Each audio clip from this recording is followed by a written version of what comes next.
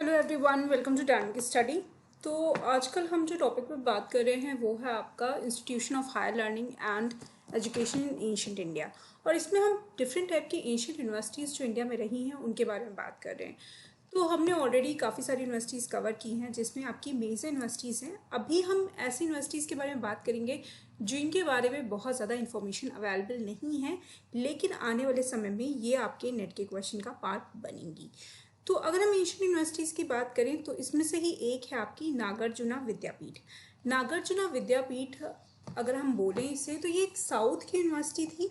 ठीक है, साउथ में इसका बहुत ज़्यादा आप कह सकते हैं साउथ, या फिर आप सेंट्रल इंडिया बोल सकते हैं। सेंट्रल इंडिया मतलब थोड़ा और अगर आप साउथ की तरफ जाएंगे तो वहाँ पर इसकी बहुत ज़्यादा वैल्यू थी। और ये काफ़ी बड़ी यूनिवर्सिटी थी, काफ़ी बड़ा ये विद्यापीठ था। ऐसा नहीं था कि एक छोटा सा सेंटर ऑफ लर्निंग रहे, ये काफ़ी बड़ा विद्यापीठ था। तो चलिए इसके बारे में और ज़्यादा इन्फॉर्मेशन ले लेते हैं और उसके साथ साथ ये भी देखते हैं कि ये आखिर में है कहाँ पर या कहाँ पर था। ठीक है, तो आगे बढ़ते हैं। तो देखिए यहाँ पर मैंने एक मैप अटैच किया है। यहाँ पर आप देख सकते हैं कि ये जो 19 नंबर जहाँ लिखा है और ये मार्क किया हुआ है, ये आपका वो जगह है जहाँ पर ये यूनिवर्सिटी थी। ठीक है, तो इसको कहीं कहीं पे ये जो एरिया है इसका नाम आपको नागार्जुना कोंडा भी मिल जाएगा। कोंडा नाम से इस जगह का नाम मिल जाएगा आपको। और ये जो विद्यापीठ है उसका नाम है नागार्जुना विद्यापीठ। नागार्जुन एक बुद्धिस्ट फिलोसफर थे, बहुत ही फेमस थे। उन्हीं के नाम पर इसका नाम रखा गया नागार्जुन विद्यापीठ। ये साउथ इंडिया में है और ये कृष्णा रिवर के बैंक पे स्थापित इसको किया गया था। कृष्णा रिवर साउथ की एक बहुत ही प्रोमिनेंट रिवर है और वहीं पर इसको बनाया गया था, इस पर्टिकुलर विद्यापीठ को। ये ऑलमोस्ट 600 एडी के टाइम पे बनाई गई थी और ये 7th सेंचुरी तक काफ़ी अच्छे से फ्लॉरिश्ड हुई। वहाँ पे अच्छे से पढ़ाई होती थी और सेंटर ऑफ लर्निंग के तौर पे ये वहाँ पर फ्लॉरिश कर रही थी। बहुत ही बड़ा ये एरिया था जिसमें ये बनाई गई थी। इसका जो फ्लोर था, 5 स्टोरी बिल्डिंग थी ये, और जो हाईएस्ट फ्लोर था वो उसकी 5 स्टोरी पे था। ठीक है, बहुत सारी ह्यूज कलेक्शन ऑफ बुक्स थी वहाँ पे, बहुत सारे स्क्रिप्चर्स थे। सिर्फ बुद्धिस्ट ही नहीं, उसके साथ साथ फिलॉसफी, साइंस एंड मेडिसिन की शिक्षा दीक्षा वहाँ पर दी जाती थी। और ये इतनी बड़ी थी कि वहाँ पर सिर्फ एक ही ब्रांच नहीं था, वहाँ पे और भी बहुत सारे ब्रांचेस थे, जैसे कि आपकी बॉटनी हो गई, ज्योग्राफी हो गई, मिनरोलॉजी हो गई और मेडिसिन हो गई। मतलब सिर्फ बुक्स ही नहीं, प्रैक्टिकल नॉलेज जो थी वो भी यहाँ पर दिया जाता था।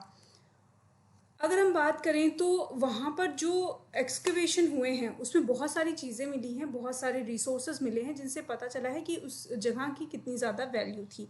और वहाँ पर बहुत सारे अदर कंट्रीज से भी स्कॉलर्स आते थे। बहुत ही बड़ा अट्रैक्शन था वो, एक्सलेंट अट्रैक्शन था स्कॉलर्स के लिए। चाइना, बर्मा, साइलोन से भी वहाँ पे बहुत सारे स्कॉलर्स आते थे। इसके साथ साथ जो एक इम्पॉर्टेंट चीज़ है जो वहाँ पे मतलब वहाँ पे जो आर्टिफैक्ट्स मिले हैं उनसे जो पता चला है वो ये कि वो कई साल बिफोर क्राइस्ट एरा की अगर हम बात करें उससे भी कई 100 सालों पहले की वो जगह है। मतलब कई 100 साल पहले वहाँ पर ये पढ़ाई होती थी। बिफोर क्राइस्ट की हम बात करें और वहाँ पर जो कॉइन्स मिले हैं उनमें आपका सतवाहना रूलर्स जो थे उनके कॉइन्स मिले हैं। यहाँ पे देखिए गौतमी पुत्र विजय सतकारनी के जो इंस्क्रिप्शंस वाले कॉइन्स मिले हैं और उसके साथ साथ इक्ष्वाकु किंग्स के भी इंस्क्रिप्शन वाले कॉइन्स मिले हैं। इक्ष्वाकु किंग मतलब प्रभु श्री राम की जो वंशज थे, जो उनकी डायनेस्टी थी, वो उनके जो रूलर्स थे उनके भी इंसेप्शन वाले, उनके भी उनके टाइम पे जिस तरीके के कॉइन्स मिलते थे चलते थे वो कॉइन्स भी वहाँ पर मिले हैं। तो इससे हम समझ सकते हैं कि ये कितने पहले से ये विद्यापीठ वहाँ पर था और क्या इसकी इम्पोर्टेंस है। तो ये यहाँ पर आपके लिए इम्पोर्टेंट है। अब यहाँ पर क्वेश्चन किस तरीके से आपसे फ्रेम किए जा सकते हैं, इतनी ही नॉलेज है इस टॉपिक के बारे में, हमें बहुत ज़्यादा इसके बारे में डिटेल में नहीं है पता। बट यहाँ पर क्वेश्चंस की अगर हम बात करें कि किस तरीके के क्वेश्चन बनेंगे तो आपसे ये पूछा जा सकता है कि नागार्जुन विद्यापीठ किसके नाम पे था, कौन से फिलोसफर थे, तो वो बुद्धिस्ट फिलोसफर थे। उसके बाद आपसे ये पूछा जा सकता है कि ये सिचुएटेड कहाँ पर है, तो ये बैंक ऑफ कृष्णा रिवर पे सिचुएटेड था। किस टाइम पे था, तो ये 600 एडी के टाइम पे था और 7th सेंचुरी तक ये फ्लॉरिश किया था। क्या क्या चीज़ें वहाँ पढ़ाई जाती थी इसके बारे में मैंने आपको बता दिया। बुद्धिस्ट फिलोसफी के साथ साथ साइंस एंड मेडिसिन, जिसमें botany, geography, mineralogy and medicine आपका था, ये भी वहाँ पे पढ़ाया जाता था। तो ये सारी इन्फॉर्मेशन है नागार्जुन विद्यापीठ के बारे में। आई होप कोई भी क्वेश्चन अगर इस टॉपिक से बनता है आपका तो वो आप इजीली सॉल्व कर पाएंगे। Thank you so much, keep on watching and keep on learning.